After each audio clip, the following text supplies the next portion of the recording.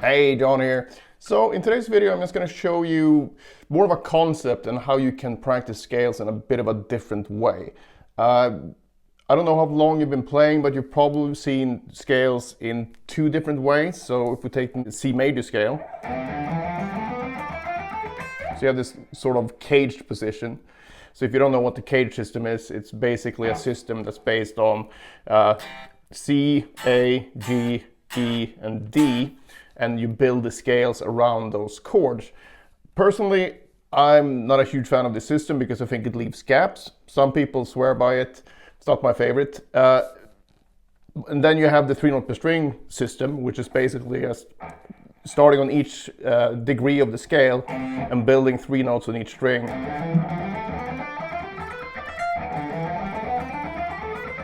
And so on, and then you will get 7 different positions. And I like this better because it overlaps everything, so you don't leave any areas out of the neck, which is what happens with the cage system. But I think at the end of the day, it should just be a sort of a way in to get these scales under your fingers in any way you can. But eventually you just want to leave all that behind and be able to see the scale for what it is.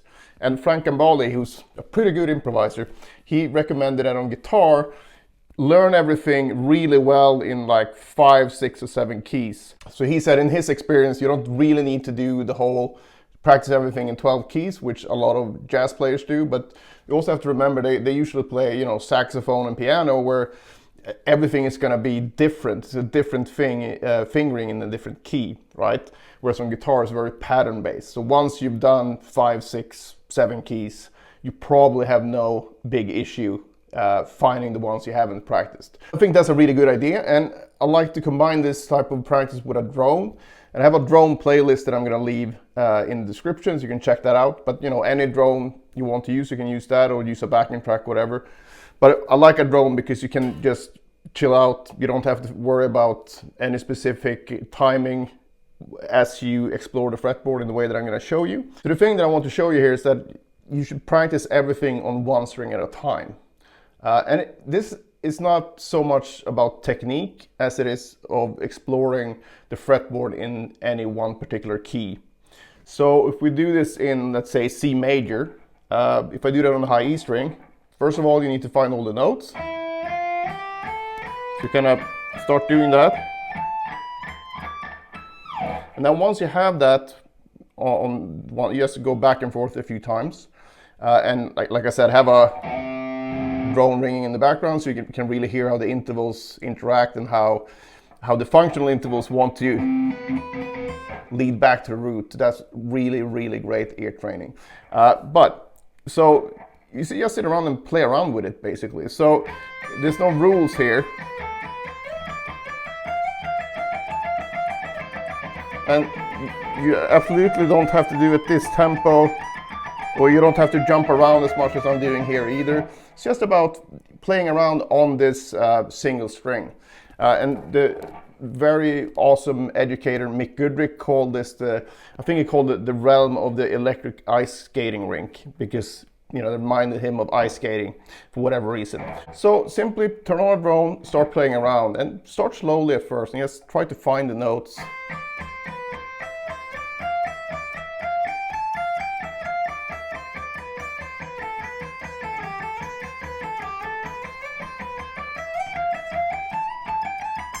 And it's not about picking everything or everything is legato. It's just whatever you feel like, and try to get a good sound, obviously. And like I said, that's why just playing over a drone is so freeing, because you can speed up and slow down as you wish. You don't have to stick to a particular subdivision if you don't want. So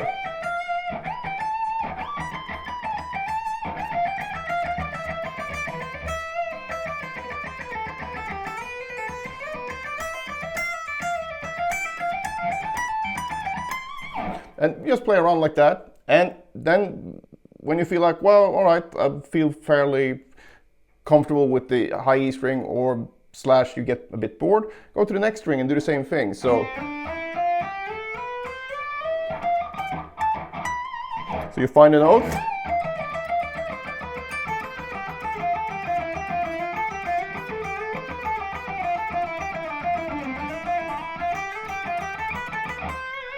And generally, I mean, you can add bends if you want, but at first I think it's just good to play around.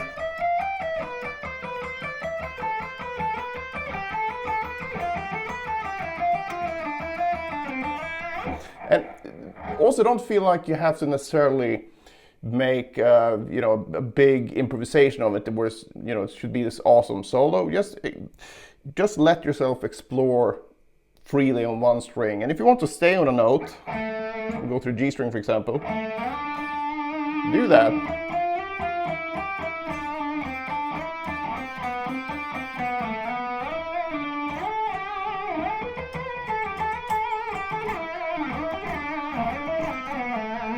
You get the idea, just do it on each string. You know, you can do whatever patterns you want.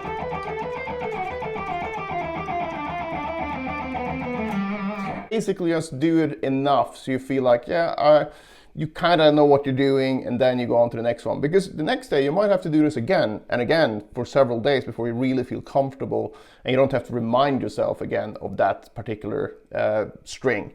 And then what you can do is you can start combining these different strings, because once you've done this enough, if I play something like,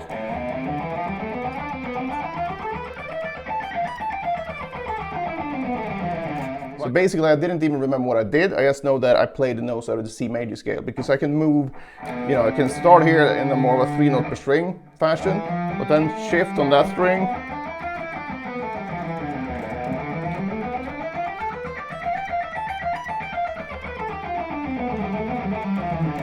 So it doesn't really matter.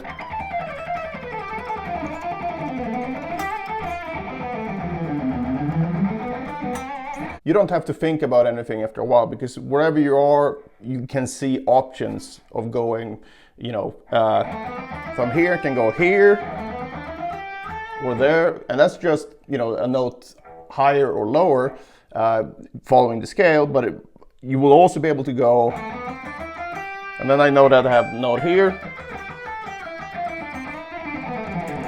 and it becomes quite automatic after a while. And when I play now, yes, I have a lot of 3-note per string things that I do, because there's a lot of sequences I worked on throughout the year, so that's kind of part of the vocabulary as well.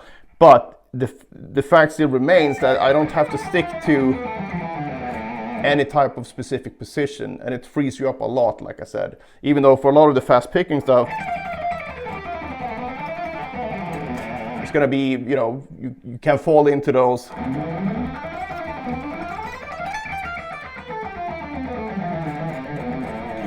kind of shapes, but it's still a bit more free than if you just go, you always have to go up and down in adjacent positions and anything like that. You basically just build that freedom.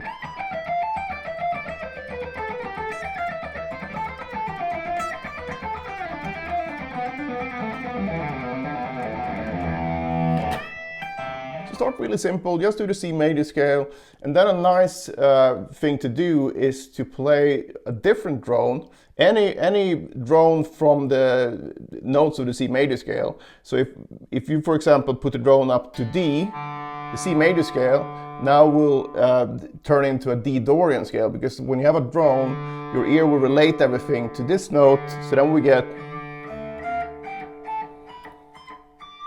the D Dorian mode.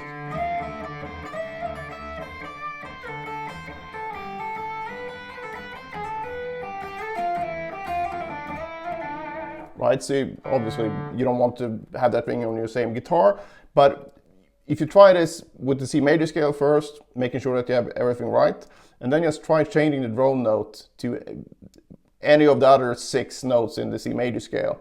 And you can look that up with the modes, but basically C would be C Ionian, then you have D Dorian, E Phrygian, F Lydian, G Mixolydian, A Aeolian, and B Locrian. Back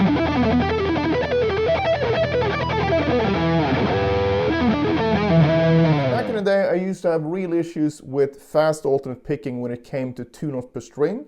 I was fine with 3 notes per string, but the 2 notes per string thing was a bit harder to crack. So if you struggle with fast alternate picking as well, and you don't know what to practice or for how long, I've created the perfect solution for you in the form of the Pentatonic Picking Power Book. So in this book, you'll find a daily workout that will not only help your pentatonic picking, but will also upgrade your overall alternate picking technique. So it contains basically the same exercises I use myself to develop my picking abilities, as well as numerous students over the years that I've given the same exercise to with great results. So I know these exercises work as long as you put in the work. So it's not a quick solution or quick fix. It will still take a lot of work, but at least you have a very easy to follow routine. So if you're up for a big alternate picking upgrade in 2024, I cannot think of a better start. It's $9 and I think it's very underpriced, but I did it that way just so as many people as possible could be helped by this. So check that out.